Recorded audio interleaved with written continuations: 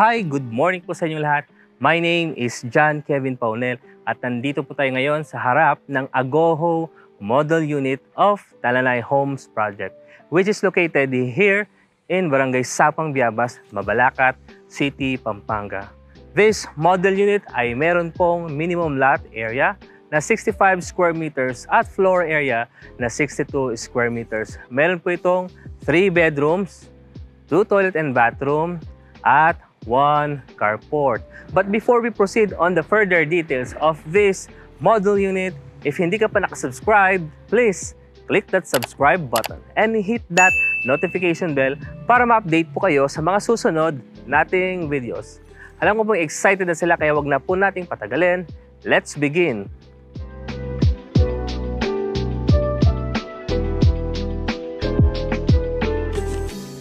So previously, nakapag-video na po tayo ng apitong model unit, which is a single attached. At ito na po ang ikalawang model unit na i-features natin dito sa Talanay Homes, the Agoho Model Unit, na single attached din po siya. At sa mga first time po na nanonood ng ating video, when we say single attached, ibig sabihin, ito po yung mga single structure na wala po silang katabi. Pero sagad po yung bahay dun sa pinaka-property line. Kaya meron po silang single firewall na kagaya po nito. At ang kagandahan ng project na to, which is, kaya i-check po natin, meron siyang 3 kwarto sapagkat yung apitong model unit, which you can watch on the top left corner of this video, meron po siyang 2 kwarto lamang. So pag-usapan po natin ang Agoho Model Unit. Just like the apitong model unit, napakaganda po ng design ng Agoho.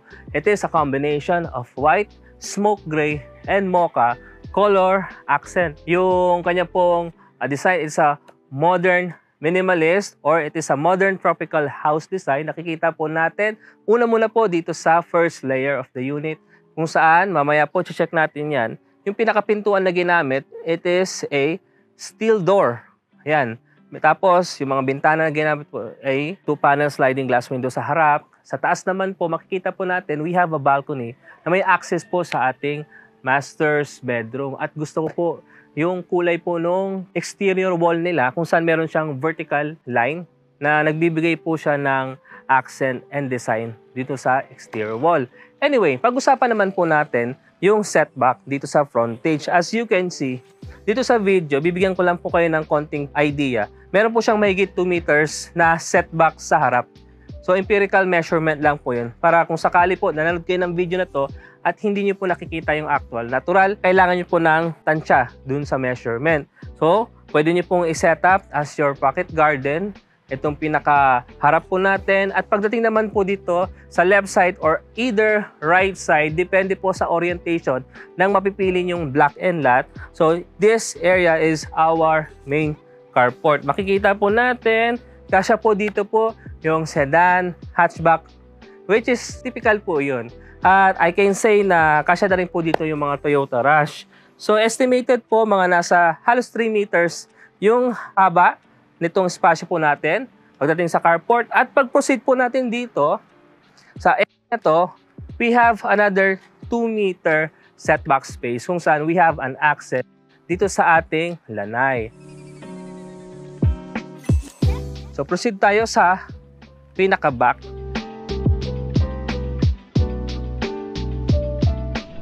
At na-explain na po natin yung ginamit na pintuan.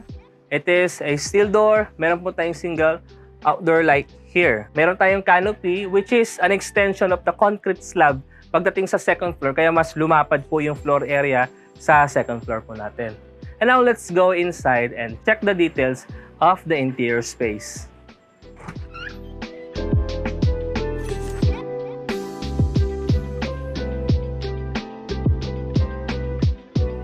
At sa pagpasok natin dito sa Agoho Model Unit, gaya po ng mga typical na model unit na ating ina-access, this is an open concept area.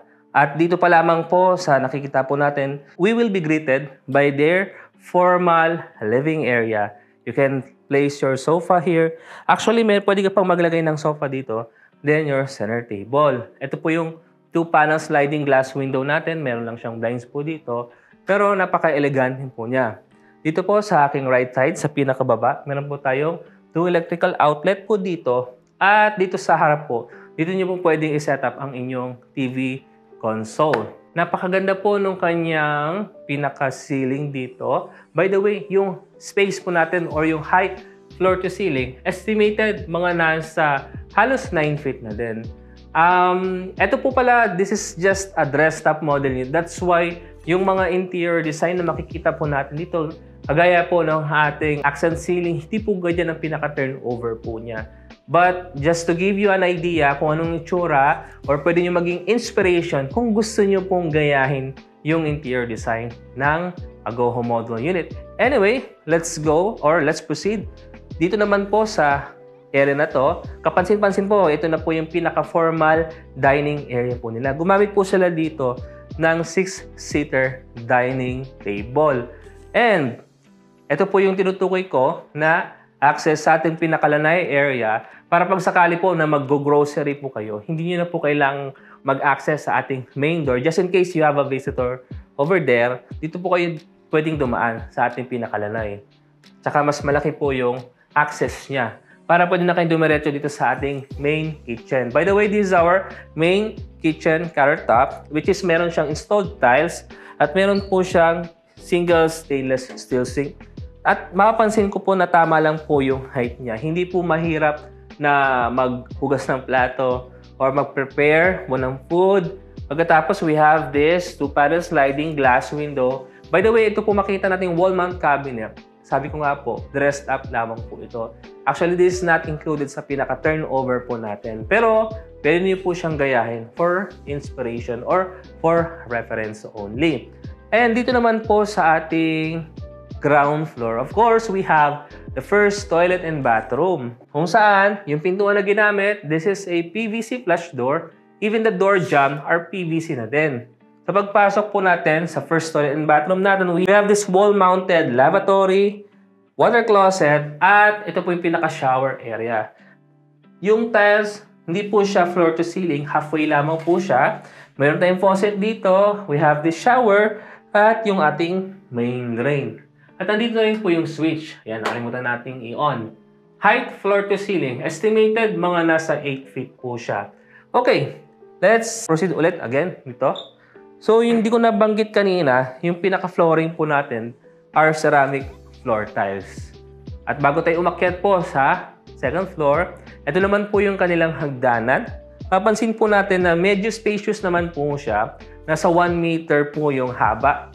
At gumamit po sila dito ng mga solid wood stair treads. Our handrails are steel. So, check naman po natin yung mga details sa upstairs. Come on!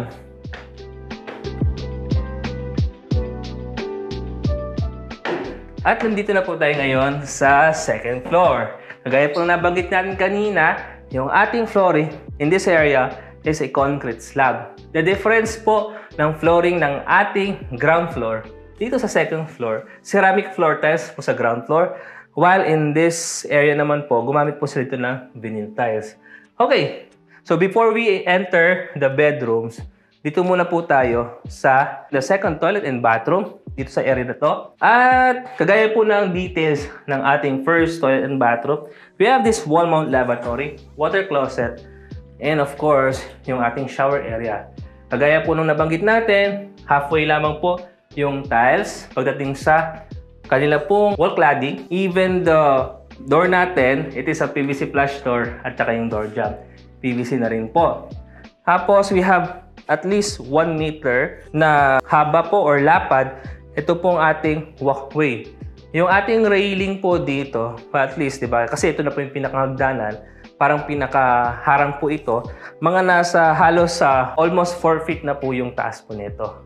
Okay. And now, let's check the available 3 bedrooms. So, dito sa aking left side, this is the bedroom number 1. By the way, gumamit po sila dito ng wood flush door. Actually, meron siyang konting design po dito.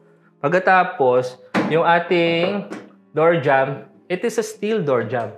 At pagpasok po natin, although makikita po natin dito na nag-setup po sila parang office type na space dito, actually, kasya ang isang single-size bed. And then yung height floor to ceiling po natin, halos 9 feet na rin. Meron po tayong 2-panel sliding glass window dito.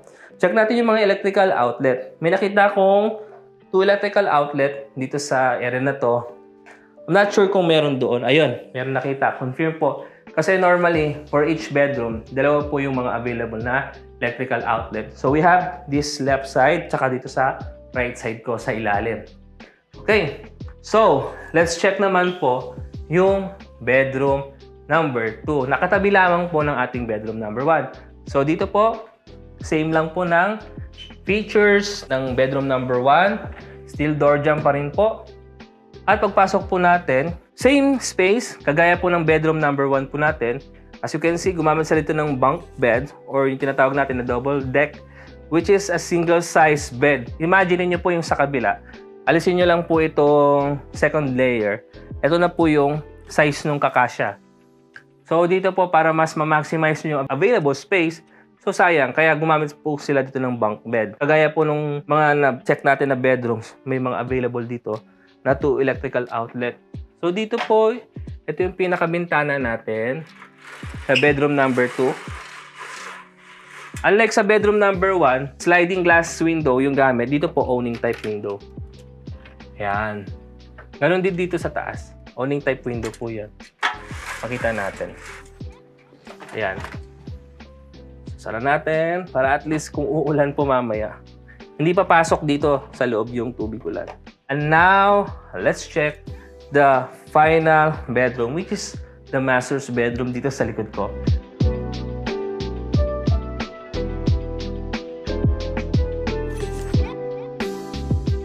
Same na mga pintuan na ginamit. This is a wood flush door with steel door jamb. And of course, since this is the master's bedroom, mas malapad po yung patio dito or mas spacious siya. Dito po gumamit po sila ng double-sized bed. Pero kasi meron ka pang mga available space dito. So, ibig sabihin, kaya pa kahit mga queen-size bed. Tapos, meron silang corner window dito and another owning type window. Kagaya po nakita po sa bedroom number 2. Yung height floor to ceiling, mga nasa 9 feet din. Ang ganda po nung ginamit na interior design nila dito. Gawa sila ng fluted panel. So, pwede nyo rin pong gawin to sa kwarto para kang nasa hotel. Hotel type yung pagkaka-interior design. So, may space pa tayo dito kung saan kasyang-kasya na makakalakad pa. At dito naman po, meron kang another space for a cabinet. Yan. Although, ano lang naman to, mga for interior design to. So, at least we have an idea.